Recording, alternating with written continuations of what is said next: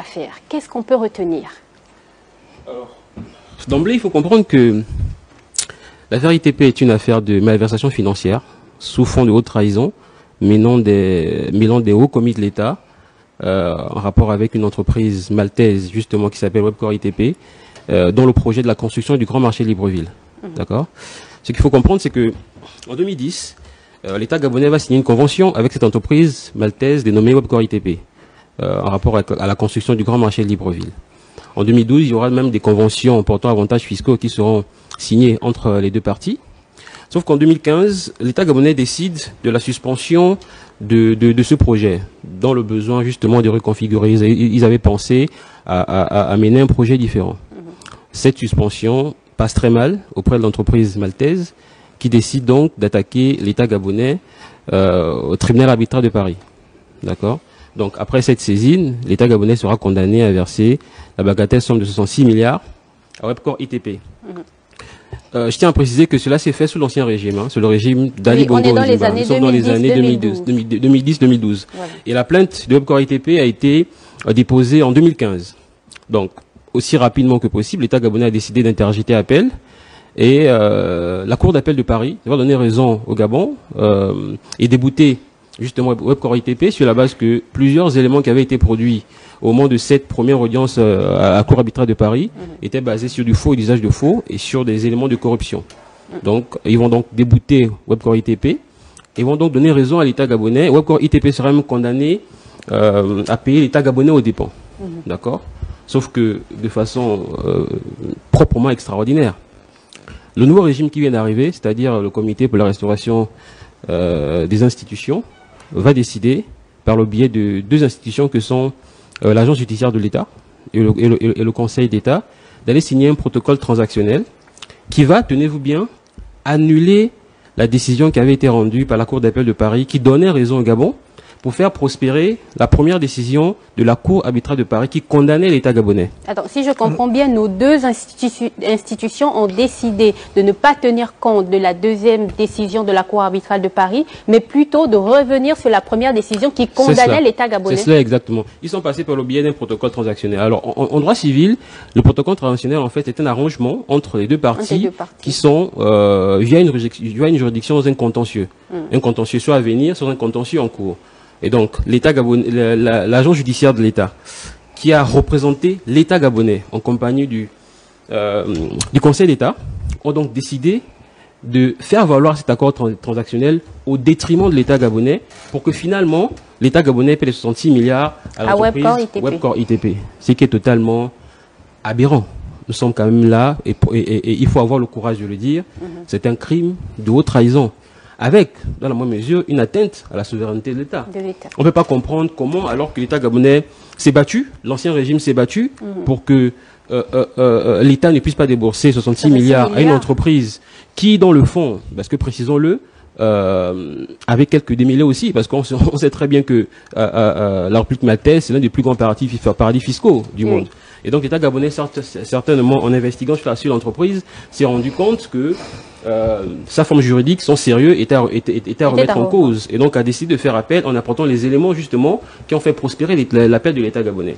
Sauf que l'agent judiciaire de l'État, par le biais de sa directrice générale, qui s'appelle Diane Moussunda, et le premier président de la Cour d'appel, M. Jean-Paul Commanda, sont allés signer un protocole transactionnel pour finalement faire prospérer la décision prise en arbitrage à Paris pour faire condamner l'État gabonais à payer les 66 milliards à Webcore ITP. D'où tenez-vous ces informations? Est-ce qu'on peut avoir des éléments de preuve de ce que vous avancez sur le plateau? Je rappelle quand même que M. Boukika est directeur de publication du... Je n'en disconviens pas, parce que ce qu'il dit est grave. Qu'est-ce que vous avez comme preuve pour pouvoir avancer cela? D'accord. Bon, votre question me surprend un peu, je l'avoue, parce que si vous avez un peu suivi l'actualité ces dernières années, ces derniers jours, vous aurez compris que M. Hervé Patikopianga, qui est un citoyen gabonais, a porté plainte avec constitution de partie civile, justement à ces différentes institutions qui se sont compromis vis-à-vis de l'État gabonais. Donc la plainte elle est effective parce que j'y étais. Le protocole transactionnel, je l'ai consulté. Les personnes qui ont apposé leur signature sur le protocole transactionnel sont connues. C'est la directrice générale de l'agence judiciaire de l'État et c'est le premier président du Conseil d'État. Donc les faits sont là, ils sont palpables. La plainte, elle est déposée. Et il faut savoir que là, nous sommes dans le cadre d'une procédure accusatoire. C'est quelqu'un qui déclenche l'action publique. Monsieur Abbé Patrick Opianga, en tant que citoyen, et non pas en tant que personnalité politique. Hein. D'accord, j'allais venir justement... en tant que citoyen, a décidé de porter plainte et donc de déclencher l'action publique. Oui. On attend maintenant du parquet qu'il puisse diligenter les enquêtes qu'il faut pour pouvoir délier le vrai et le faux dans cette affaire. Qu'est-ce qui peut justifier justement l'attitude, sinon le comportement de ces deux responsables d'institutions, de ces hauts commis de l'État? Ce n'est pas à moi de le dire. Je pense que les enquêteurs vont interroger les personnes concernées et ces personnes diront aux Gabonais pourquoi est-ce que, alors que l'ancien régime avait tout fait pour que l'État ne puisse pas payer 66 millions de francs CFA, qu'ils aillent en fait mettre en place un protocole transactionnel pour faire annuler cette décision et pour faire prospérer la première décision qui condamnait l'État gabonais. Ouais. C'est à la directrice de l'agence judiciaire de l'État et au premier président du Conseil d'État et à tous ceux qui ont participé dans cette procédure d'y apporter les réponses. Et c'est tout le sens de la plainte qui a été déposée par monsieur Abbé Patrick Opianga. Et donc, on a vu que cette plainte a été déposée. Est-ce que aujourd'hui, on peut dire que la décision prise par ces deux hauts commis de l'État que vous avez cités est effective ou elle est suspendue par la plainte posée par M. Opianga? La décision prise, j'ai pas compris. La décision de condamner le Gabon à payer la dette envers Webcor et TP. Non, elle n'est pas suspendue parce que le protocole transactionnel il existe. Il a été signé, validé, c'est acté. Il n'y a pas une question de suspendre ou quoi que ce soit. Le protocole transactionnel a été appliqué, la décision de la Cour d'appel a été annulée et la décision de la Cour arbitrale de Paris qui condamnait le Gabon a été activée.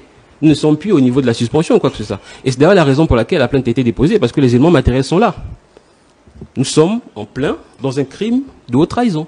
Parce que le crime de haute trahison, c'est un crime qui consiste en une extrême déloyauté envers son pays, envers son chef, envers son gouvernement, envers ses institutions. Et je tiens quand même à rappeler que la devise de l'agence judiciaire de l'État, c'est défendre le Gabon, notre devoir. Alors, quand on a le devoir de défendre son pays et que derrière, par des moyens clairement délictueux, on décide d'aller faire condamner son pays alors que l'État s'était battu pour le sortir de cet engrenage, c'est quand même extrêmement grave. Là, je vais poser une question qui va demander votre analyse à vous en tant que journaliste. Est-ce que vous pensez que le gouvernement est au-dessus de cette décision? Alors, ce qu'il faut savoir, c'est que l'agence judiciaire de l'État a représenté l'État gabonais. Si elle a représenté l'État gabonais, c'est qu'elle a obtenu un mandat. Le mandat n'est délivré que par des pures autorités de l'État. Si ce n'est pas la tutelle, il faudrait peut-être qu'on s'interroge au niveau de la primature et même au niveau de la présidence de la République. Posons les sujets tels qu'ils sont. Je ne pense pas que Mme Diane Moussunda a pu obtenir un mandat personnellement en compagnie du premier président de la Cour d'appel pour aller à Paris et faire annuler une décision qui avait donné raison au Gabon. Je pense que le mandat a été délivré par une autorité supérieure et c'est tout le sens de la plainte qui a été déposée parce que les Gabonais attendent des réponses par rapport à cette question. Qu'encourent ces hauts commis de l'État par rapport à la situation? Mais la haute trahison, c'est le crime ultime. Je pense que avec l'arrivée au pouvoir du comité pour la transition et la restauration des institutions, l'une des raisons pour laquelle ce régime est arrivé au pouvoir, c'était pour combattre la corruption, entre autres.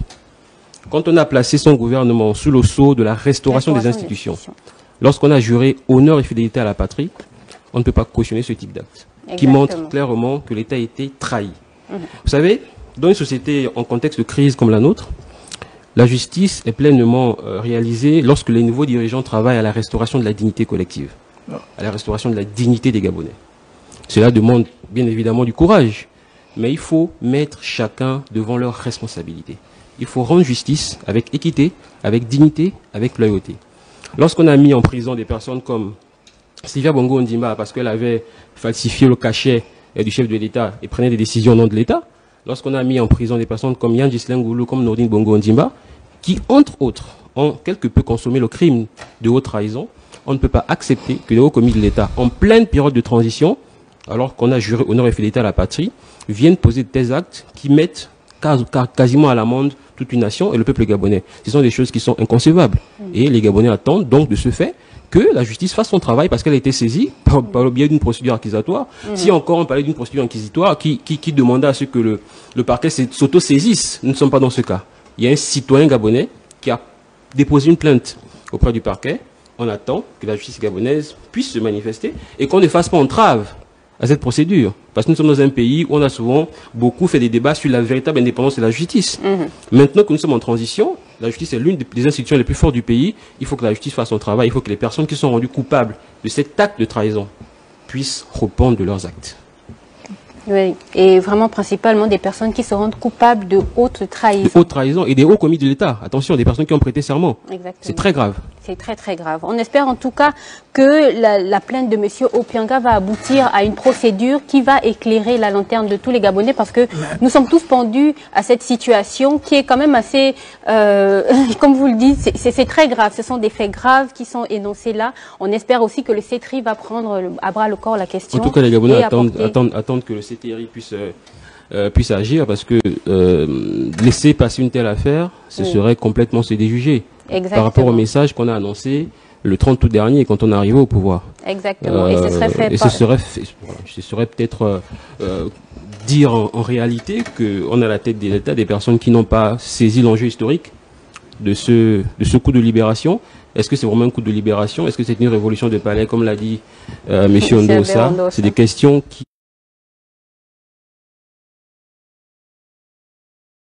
en bon droit peuvent se poser si cette affaire ne va pas au bout. Voilà. En tout cas, on espère que les coupables seront démasqués. Les Gabonais l'espèrent tous. Les Gabonais l'espèrent. Pas d'impunité pour les autres personnes condamnées. Pardon. Pas d'impunité pour les personnes qui se sont retrouvées coupables justement de haute trahison envers l'État. C'est ça. Voilà. Alors, nous allons passer à notre